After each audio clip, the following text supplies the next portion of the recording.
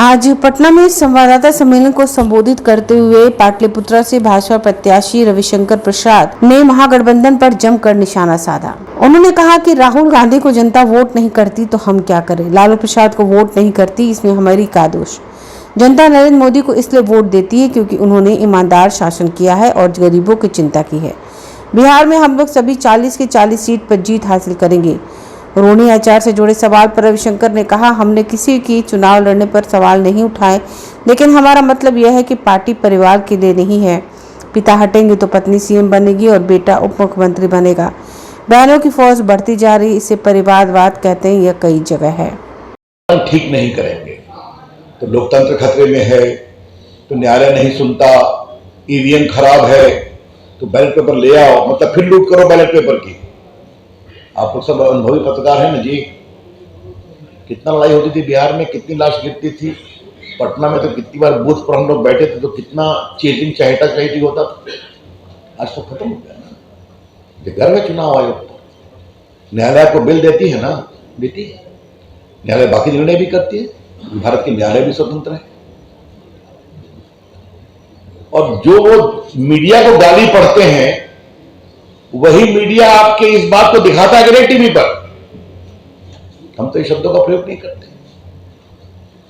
तो ये खींच है, एक हताशा है, हमको वोट नहीं मिलता। तो अपनी करनी ठीक करिएगा तो वोट मिलेगा। तो करनी ठीक नहीं करते हैं और मीडिया को गाली, न्यायालय को गाली, संविधान को गाली, चुनाव आयोग को गाली। देश देखता है। और मैं उम्मीद करूंगा कि बिहार में रात बंद होगा। संवैधानिक संस्थाओं पर बेशर्मी भरा आरोप लगाना और हमला करना बंद करे इंडिया गठबंधन। इस देश लोकतंत्र पर हमें नाज है, बहुत नाज है। दुनिया को भारत के लोकतंत्र पर नाज है। तो दुनिया देखती है। क्या देश का गरीब आदमी जानता है कि केंद्र में किसको वोट देना है, प्रदेश में किसको वोट देना है। मैं इन लोगों से आग्रह करूंगा, कृपया करके देश के मतदाताओं को समझाइए। अब आप मतदाताओं को नहीं समझा पा रहे हैं तो हम क्या करें। अब जाके हम उनके लिए वोट मांगे तो हम करने वाले नहीं हैं। तो मुझे लगा कि आज ये बताना जरूरी है। मित्रों, प्रधानमंत्री जी कल आ रहे हैं, उनका बहुत स्वागत, उनका बहुत अभिनंदन। अब प्रधानमंत्री जी आएंगे और मुझे पूरा विश्वास है कि उनकी अगुवाई में आज तो एनडीए का व्यापक क्षेत्राधिकार बन गया। जेडीयू हमारे साथ है, नीतीश जी हमारे साथ है, एलजेपी हमारे साथ है, हमारे मांझी जी हमारे साथ हैं, उपेंद्र कुशवाहा जी हमारे साथ हैं। 40 की 40 सीटें हम निर्णायक रूप से जीतेंगे। इसी विश्वास के साथ प्रधानमंत्री जी कल पटना बिहार आ रहे हैं, जमुई में। उनका बहुत स्वागत अभिनंदन करते हैं। धन्यवाद। नाउ मैं ओपन टू क्वेश्चंस। आप कहां के प्रोडक्ट हैं? देखिए, एक बात बताएं, पटना यूनिवर्सिटी के विकास के लिए हम लोग बहुत सक्रिय हैं और रहेंगे। ये भी एक आइडिया है। कई और यूनिवर्सिटी की मांग है, उस पर उचित समय पर विचार किया जाएगा। इन पटना के इंजीनियरिंग कॉलेज को एनआईटी बनाया गया कि नहीं किया? अब जाके देखिए, पटना इंजीनियरिंग कॉलेज में अटल जी की सरकार में बनाया गया था, मोदी जी सरकार, और मैंने आईटी मंत्री के रूप में वहां बहुत काम कराया है। आज देखिए, पटना का एनआईटी भारत के टॉप एनआईटी में है। ये भी आपके सामने है, और भी काम करेंगे। Yes please please. आपने कहा मैं किसी पर व्यक्तिगत टिप्पणी नहीं करूंगा, उनका अधिकार है, वो क्या निर्णय करते हैं। Yes please. देखिए, सुशील मोदी हमारे बड़े अच्छे मित्र भी हैं, नेता भी हैं। ये सुनकर मुझे बहुत पीड़ा हुई है और हम उनके जल्दी स्वास्थ्य लाभ की कामना करते हैं।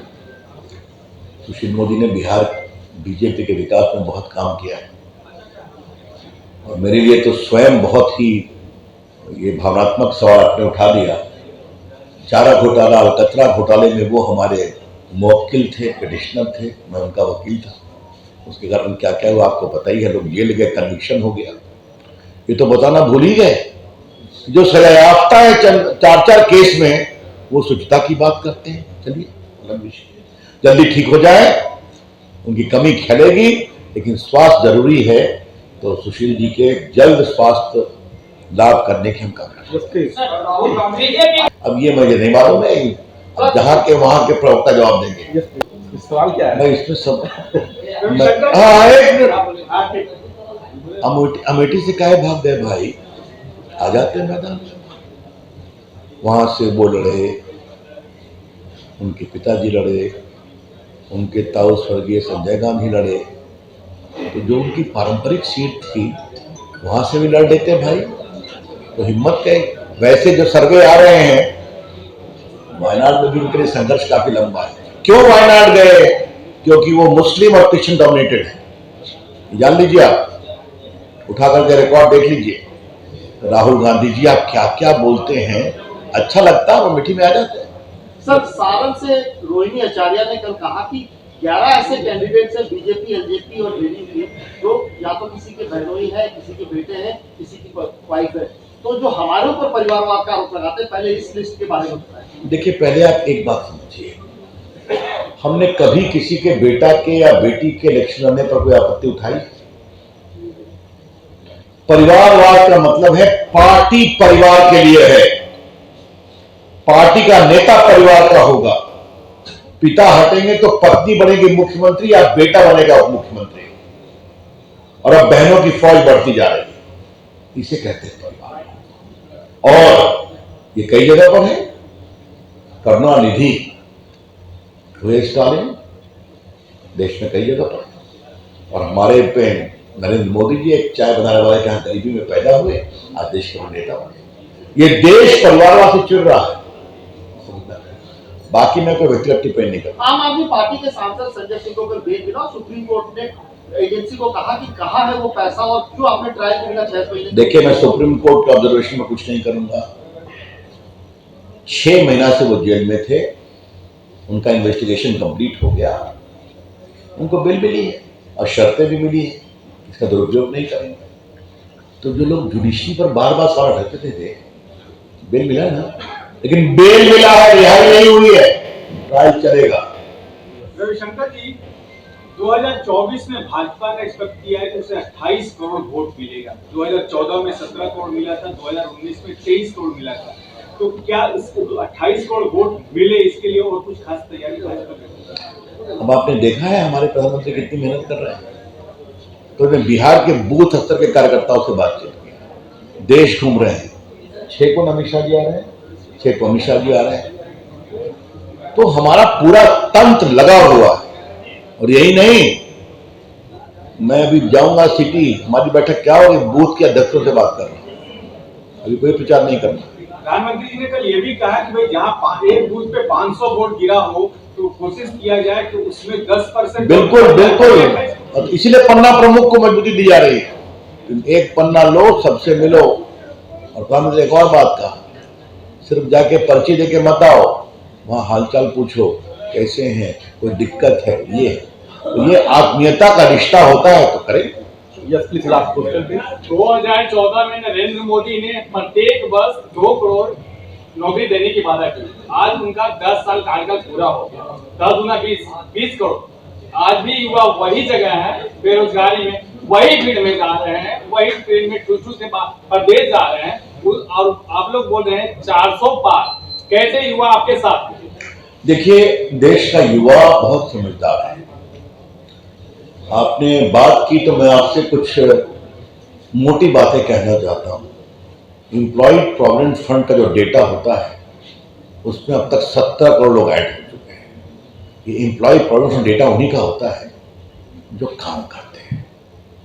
ये डिजिटल इंडिया पीएम के आदेश निर्देश पर मुझे करने का मौका मिला है।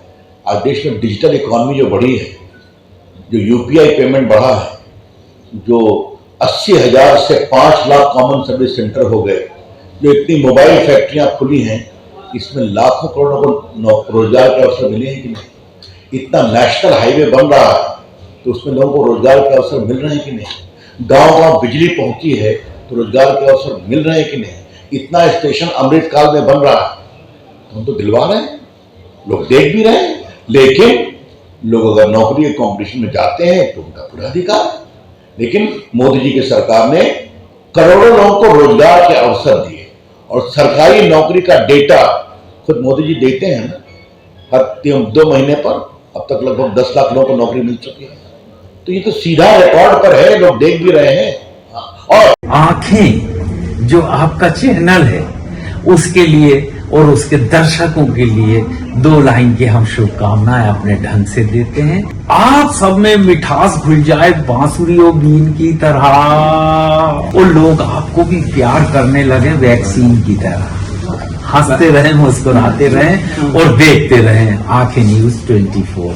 अगर आपने अभी तक हमारे चैनल को सब्सक्राइब नहीं किया है तो हमारे चैनल को जल्द से जल्द सब्सक्राइब करें, लाइक करें, शेयर करें। अगर आप भी अपने दुकान, प्रतिष्ठान, school, college, coaching centre, restaurant, cafe का विज्ञापन देना चाहते हैं, वो भी किफायती दर पर, तो आंखें न्यूज 24 लेकर आया है आपके लिए एक सुनहरा मौका। आंखें न्यूज 24 न्यूज पोर्टल की दुनिया में बिहार का सबसे उभरता हुआ चैनल, जहां बिहार झारखंड से जुड़े तमाम बड़ी खबरें देखने को मिलती है। तो देर किस बात की, आज भी जुड़े आंखें न्यूज 24 के साथ संपर्क करें हमारे व्हाट्सएप नंबर 8935876430 पर। क्या आप पत्रकारिता के क्षेत्र में अपना कैरियर बनाना चाहते हैं? तो आज ही Royal Ashoka Institute of Mass Communication and Journalism में अपनी जगह सुनिश्चित करें। आर्यभट्ट ज्ञान विश्वविद्यालय पटना से मान्यता प्राप्त 100% प्लेसमेंट के साथ royal Ashoka Institute of Mass Communication and journalism नामांकन जारी है। हमारा पता है DS/16 गायत्री मंदिर के समीप, कंकड़ बाग, पटना 8,20,000। आप हमें संपर्क भी कर सकते हैं। हमारा मोबाइल नंबर है 9955456126।